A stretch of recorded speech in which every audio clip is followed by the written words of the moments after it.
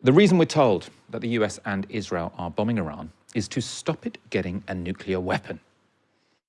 This terrorist regime can never have a nuclear weapon. I'll say it again. They can never have a nuclear weapon. They're violent people. If they had a nuclear weapon, they would use it. We're not giving a nuclear weapon to terrorist thugs, and we're knocking the hell out of them. Those are all clips of Trump from over the past 3 weeks since he launched his war against Iran. And of course, Benjamin Netanyahu has famously been warning Iran will imminently have a nuclear weapon for over 3 decades. I mean, in fact, nearly all of the Western politicians and powers agree that Iran should not be allowed to get nuclear weapons. The disagreement is just on the method to stop it happening. So you might remember, Obama applied harsh sanctions on Iran and then lifted them in exchange for a promise that Iran would limit its nuclear enrichment. With this deal, we cut off every single one of Iran's pathways to a nuclear program, a nuclear weapons program. And Iran's nuclear program will be under severe limits for many years. Without a deal, those pathways remain open. There would be no limits to Iran's nuclear program, and Iran could move closer to a nuclear bomb. Trump opposed that nuclear deal before he was president. I've been doing deals for a long time. I've been making lots of wonderful deals, great deals. That's what I do. Never, ever, ever in my life have I seen any transaction so incompetently negotiated as our deal with Iran. And I mean never. Now, when Donald Trump entered the White House, he ripped that deal up, and now we are where we are. Without the deal, Iran continued enriching their uranium, and now the Israelis and the Americans are in a pointless war against the country. That narrative has been well told. In the West, we're used to looking at the politics of Iran's nuclear ambitions through the lens of people like Obama, Trump, and Netanyahu. Very rarely, though, are we told to consider the perspective of Iran. Now, that to me seems like it might be quite relevant, right? Do we ever ask, why does Iran want to have a nuclear program? Now, that's a question addressed in a new book by Professor Sina Azodi. He's, as I say, assistant professor and director of Middle East Studies at George Washington University. So it's called Iran and the Bomb. It traces the evolution of Iran's nuclear strategy from the 1950s to today. And Professor Azodi was kind enough to join me on Novara Media, and I began by asking him what he thinks the West gets wrong about Iran's nuclear ambitions.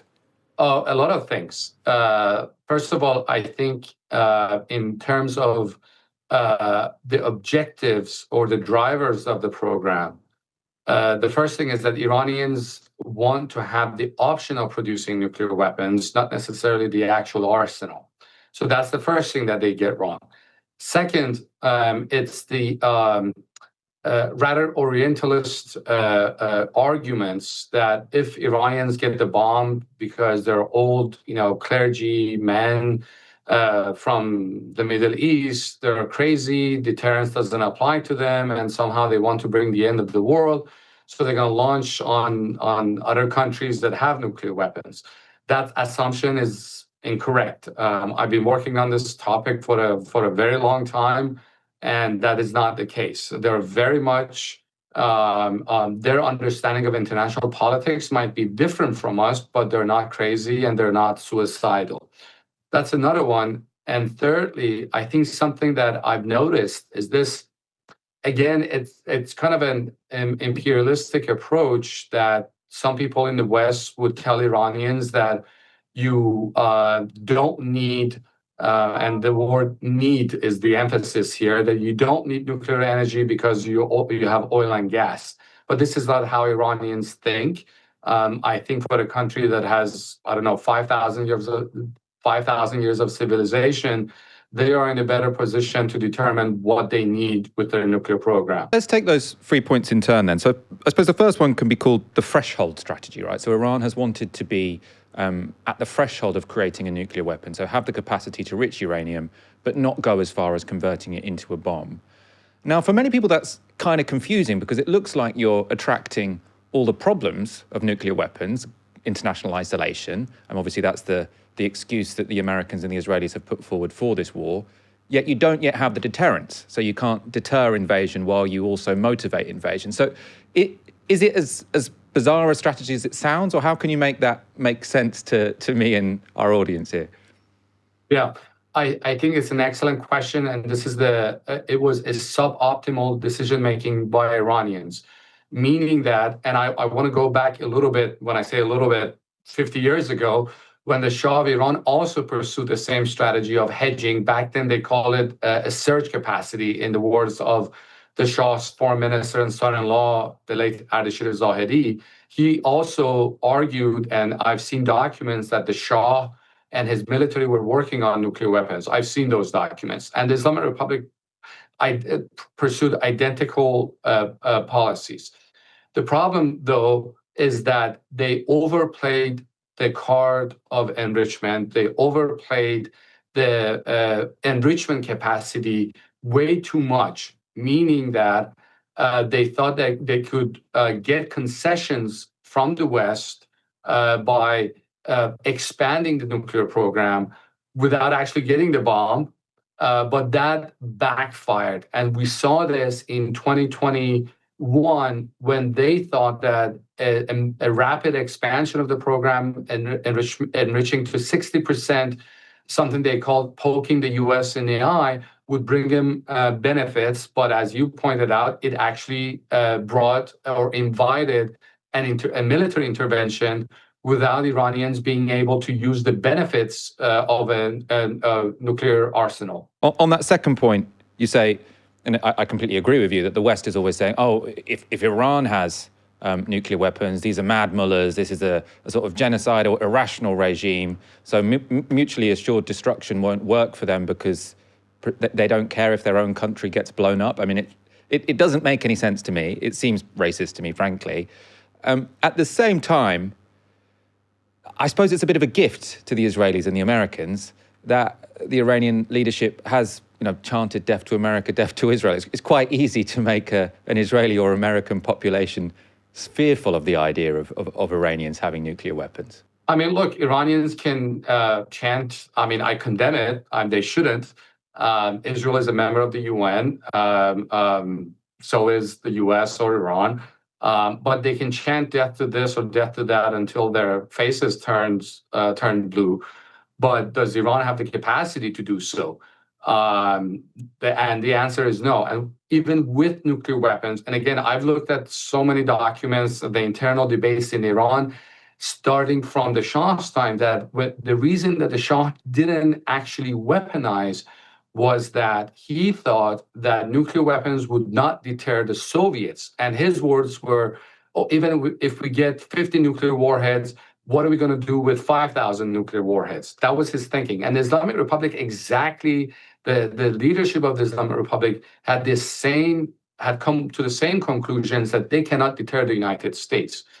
Now, in terms of those, and I agree with you, racist remarks, the idea, actually, the first, it's not just some, policymaker in the U.S. I've seen scholars, well-known scholars, who have argued that Iran would launch on Israel. Namely, I could point out to the late historian Bernard Lewis, who wrote on August 8th, 2006, that on August 22nd, 2006, Iran would launch a nuclear first strike on Israel. And why August 22nd, 2006? Because it was the anniversary of the reported trip of the Prophet of Islam, his ascendance to the heavens. And they thought that this would be, he argued that for Iranians, because they're driven by messianic approaches or worldviews, they will launch on Israel. And that hasn't happened. And I hope it never happens. And I don't think that Iran, or rather any country, would use their nuclear weapons for offensive purposes. Third point you mentioned, the third misunderstanding, is when people in the West say Iran doesn't need nuclear energy because it's got so much oil. I suppose, I agree, any country should be able to have a civilian nuclear capacity if they want. From looking at the documents, though, is Iran's Is the reason Iran is committed to having nuclear energy because of energy, or is it really because they want to be at a nuclear threshold? Is the energy for sort of everyone a bit of a distraction, and this is actually about deterrence? Again, excellent question. I think both arguments are correct. And again, I want to go back to 1970s when the Shah of Iran thought that oil, what he called it, a noble good, and Iran should not burn oil for fuel. That Iran needs to preserve that for its economic development and rather use nuclear energy to sustain, and produce to generate power.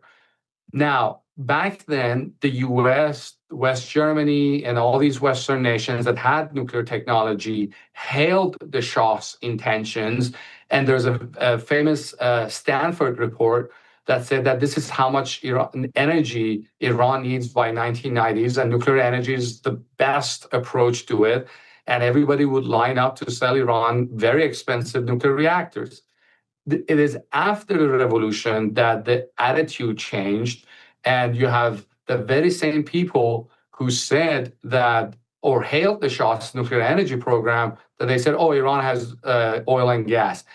And Iranian leadership by late 1980s, early 1990s had come to the same conclusions that the government of the Shah had arrived, meaning that they also thought that Iran's oil will at some point will run out, and to sustain Iran's economic development, they need to find alternative paths to generate power. Now, for them, for Iranians, having the nuclear energy, having enrichment capacity, in the words of an Iranian scientist that I spoke to, was their moon landing, that this symbolized Iran's technological advancement, modernization, et cetera, et cetera. So all of those can be true at the same time. That is, they needed the energy, at least they believed that they needed the energy.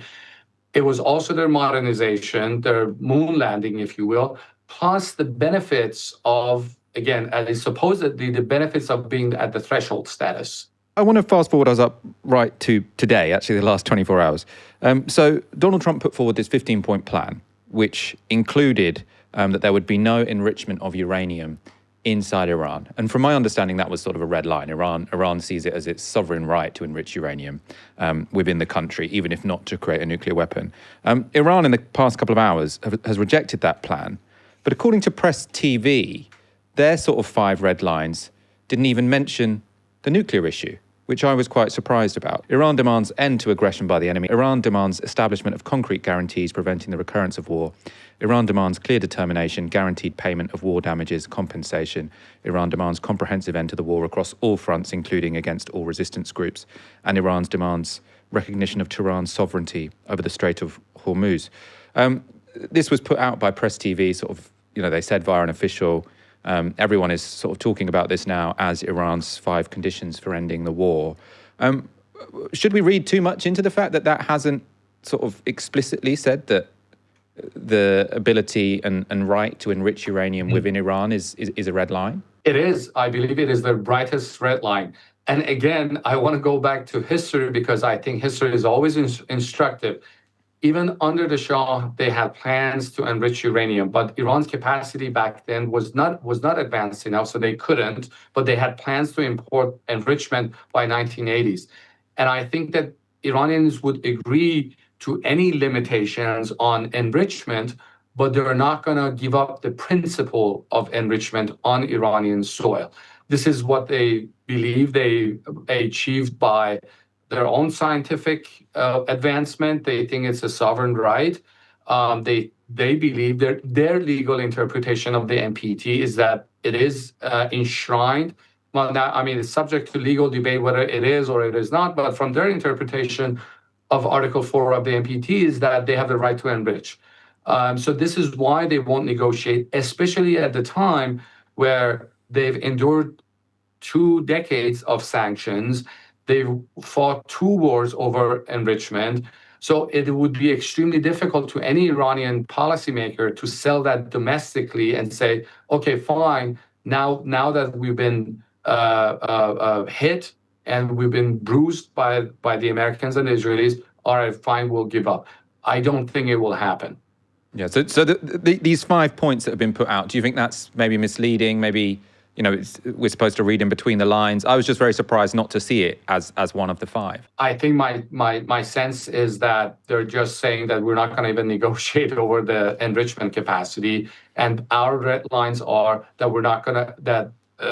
I think the main red line in that proposal is that the guarantee that war will not happen, because since the end of the June 2025 conflict, the 12-day war, Iranians operated under the assumption that this ceasefire is not stable, is not going to hold that long, and there's going to be a second round of fighting. So this is why, and even during the talks that they had with the Americans, they had requested a guarantee that war will not be started as the talks were happening, which we saw that didn't happen. I know your book sort of covers the history of the question of Iran and the bomb and its relationship with the United States. I suppose a key moment in recent history was the Obama deal.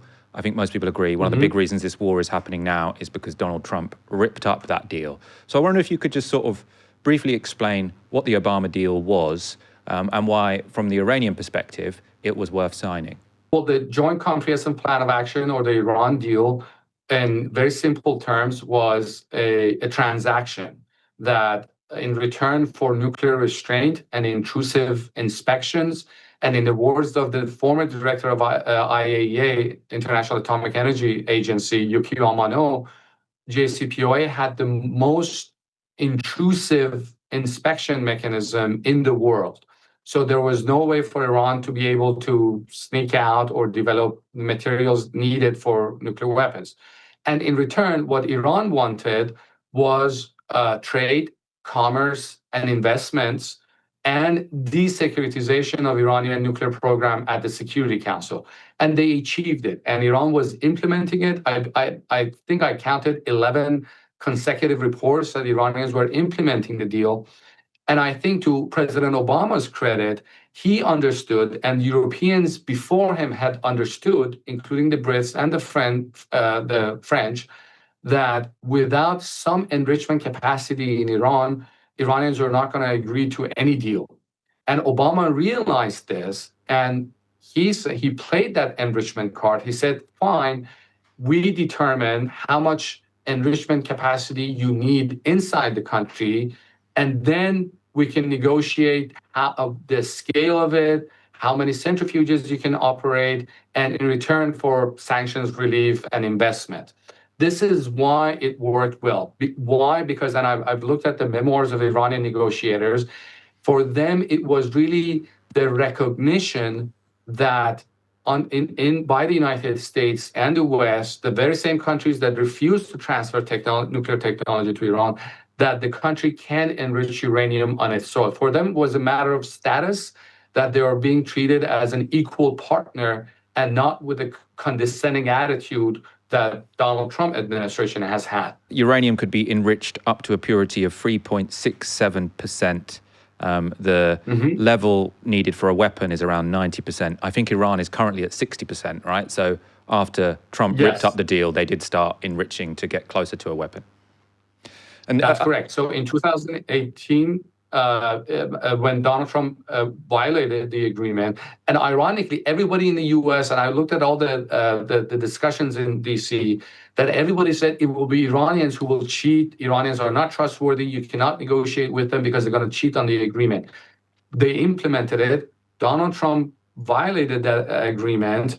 Iranians stayed in the deal for a year, but when the Europeans could not deliver the promises or the trade benefits of the JCPOA, that's when Iranians steadily, step by step, violated the JCPOA. What's your assessment of the negotiations that were going on sort of immediately before this war started? So I know the Omani foreign minister, it was the Omanis who were at that point sort of the intermediary between Iran and the United States. They said good progress was being made.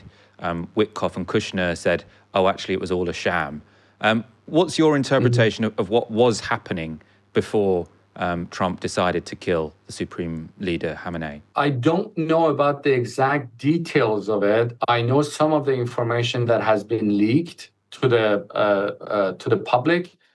And just to give you a little context, the Iranian side, the foreign minister Araghchi, has been involved with the nuclear talks for over a decade, has expertise on the nuclear issue, whereas Stephen Witkoff and Jared Kushner had no technical knowledge, and they had not brought any experts with them, nuclear experts with them.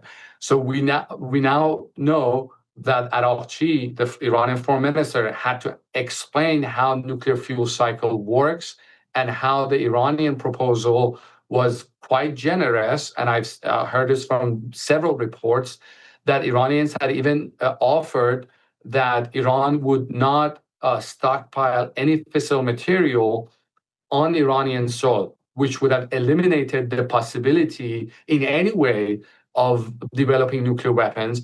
And President Biden's national security advisor, Jake Sullivan, was on not Stephen Colbert, Jon Stewart's show a couple of nights ago, and he did reveal that he said the Iranian offer was very generous to the Americans.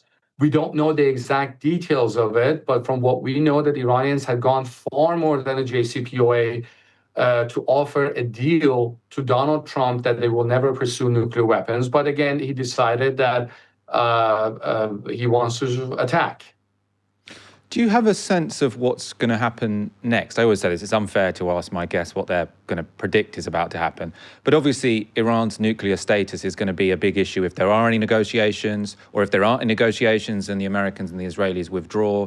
They're going to be worried that Iran is, at this point, saying, well, the threshold status didn't work. Let's go straight to the bomb. I suppose the other option is regime change and state collapse. And then the option in the middle, which I suppose many people would see as sort of the preferable one, is Iran agrees to go into something again like the Obama deal, and Trump has been so burned by this disaster of a war that he decides that actually the Obama deal or something along those lines was fine, and he just tries to rebrand it as a victory. I mean, what do you see as the most likely outcome over the next weeks and months?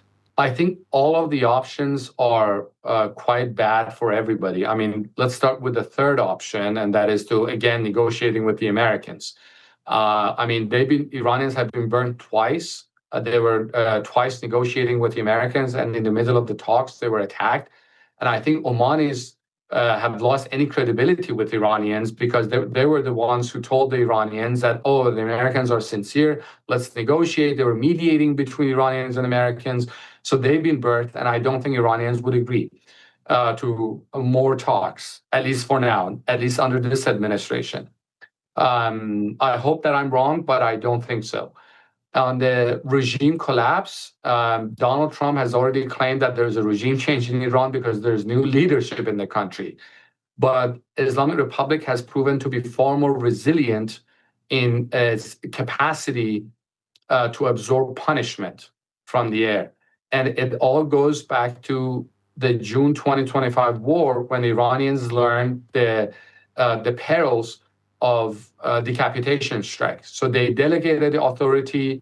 This is why you see in June 2025, when the top brass of the Iranian military were assassinated, with Commander-in-Chief Khamenei being in charge, it took Iranians almost a day to be able to respond to the Israelis. In this war, with Khamenei assassinated, defense minister assassinated, armed forces general staff chairman assassinated, the head of the defense council assassinated, Iran's response was within hours, 5 hours or 6 hours. What does it tell you? It tells you that they were ready, they were prepared, they had delegated the authority, and despite all the attacks on the heads of, on top-ranking officials, the system has been intact. And this is the assessment of the CIA and the Israeli intelligence services. And with the first option of going for the bomb, I think that with the nuclear program, I think they will try to weather the storm. The new leadership that is in charge has a lot of incentive to go for the bomb. Now, whether they make that decision or not, that's a separate issue. But I think with the expansion of IRGC's influence in Iran's political and security decision making, I think they have very strong incentives to at least try to get the bomb. So that sounds to me like you think that's probably the most likely outcome, that in the next few years, Iran is not a threshold I state think anymore. so. It gets a nuclear weapon. Because they saw what happened. They saw that without nuclear weapons, they were vulnerable, they were attacked. And from a strategic standpoint, it makes perfect sense for Iran to now go for, at least try to go for the bomb. Now, what we also have to keep in mind that yes, Iran's nuclear capacity has been degraded severely. The enrichment has been halted since June 2025, but there is no weapon in the world that can destroy and erase knowledge that Iranians have with nuclear technology, ability to assemble nuclear weapons. So they can do it at any time they want.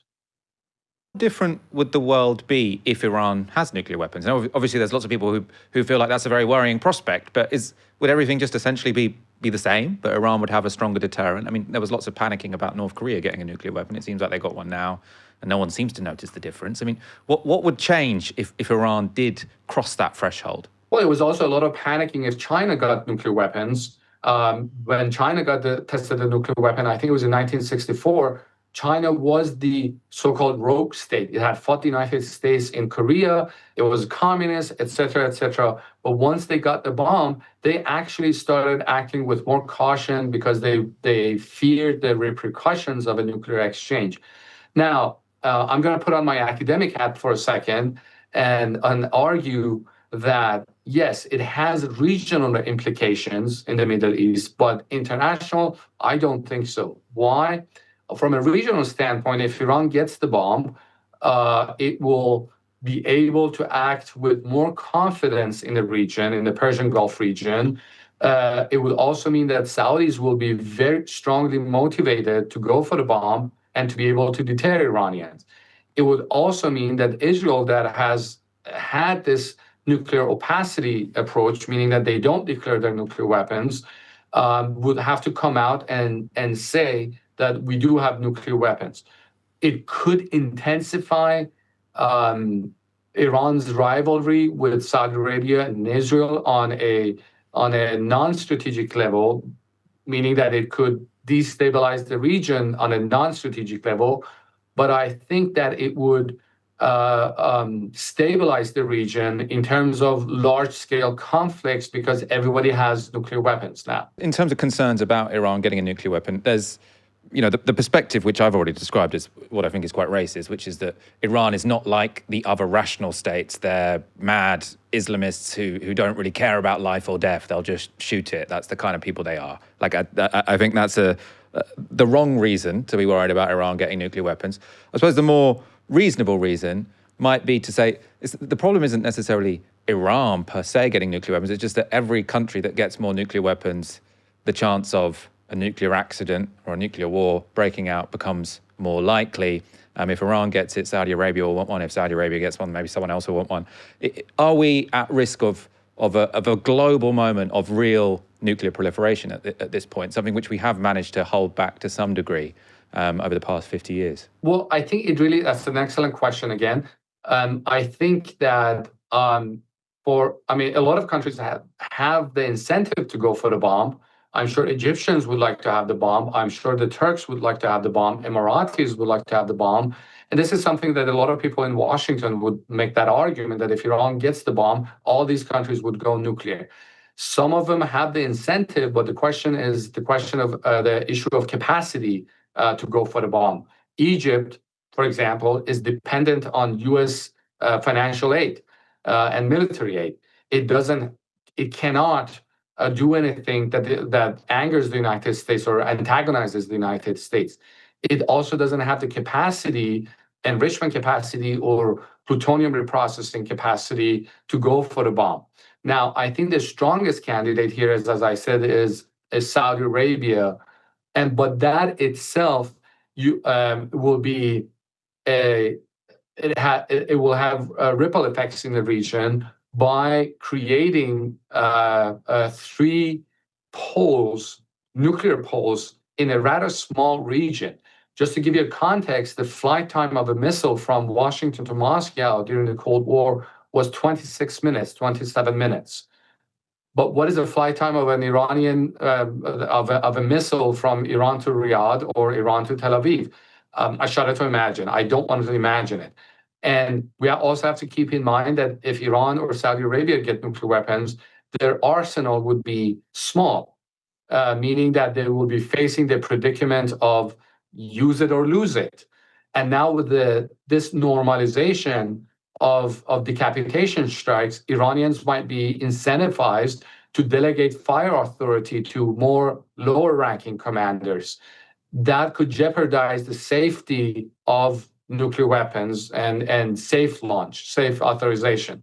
So it will bring a lot of issues that could jeopardize it. But again, I disagree. I take issue with these, approaches that, oh yes, if Iran gets the bomb, they're gonna destroy the world. That's not how Iranians think. This is not how Iranians view the world. Just to give you another Orientalist thinking is that yes, if Iran's conventional missiles can now threaten Europe, that could, on the surface, be perceived to be accurate. But we also have to keep in mind that Europe's nuclear weapons, France, the UK, they have threatened Iran since 1960s. So it goes both ways. And I don't think that the Iranians have any incentive to kick off a fight with France, Germany, or Great Britain for that matter. And finally, I just want to, I suppose, ask a question about the consequences for Iranians of Iran's nuclear stance, because I completely see where you're coming from. I agree with almost everything you've said in this interview, which is that sort of pointing Iran's desire to enrich uranium as unreasonable, irrational, hateful, is Orientalist. It's unjust, it's unfair. I suppose you can look back at the past 50 years or so of Iran's nuclear strategy and ask, for Iranians, was it worth it? The international isolation it's brought on, the sanctions it's brought on, would, looking back at the last 50 years, you say, well, maybe there actually would have been an easier alternate history if Iran had given up on nuclear enrichment. It is, and again, another excellent question, and this is what is the argument of those who oppose this. I know several people who have that argument. I think it's a good argument, but I take issue with it in a sense that it is not always, it has brought international isolation, but from their perspective, first of all, we have to keep in mind that from Iranian leadership standpoint, the issue of delivery of nuclear fuel or helping Iran to use the benefits of NPT, there's a serious question mark in front of it. I've seen a lot of, again, when we discuss Orientalism, I've seen episodes where Iranians would go to the Europeans and say, hey, we paid for this nuclear fuel. Can you deliver the fuel to us? And then the Europeans would say, and I'm referring to the Eurodif consortium, and they would tell the Iranians that, but you don't have any nuclear reactors. Why do you need your nuclear fuel? And then the Iranians would say, well, can you build us a nuclear reactor?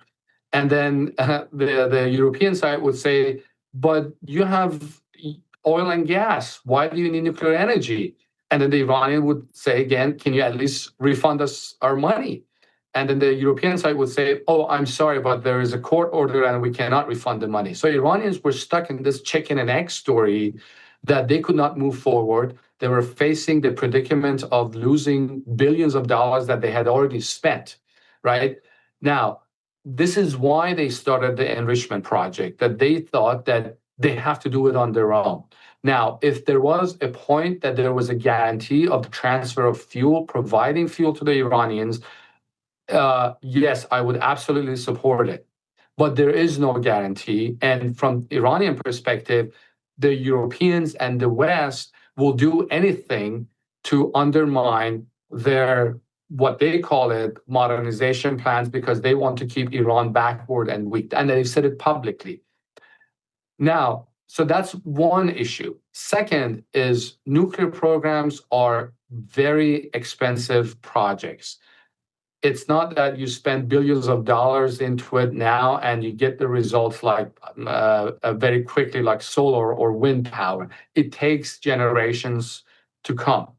The third issue, and again, is that it is the technology and the science that people and the country learns as it is able to absorb the technology and technological capacity.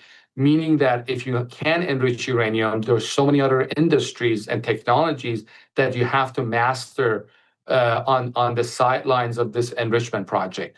But overall, if there was a guarantee that the US, the French, the Germans, South Koreans for that matter, would provide the fuel, I see no problem with it.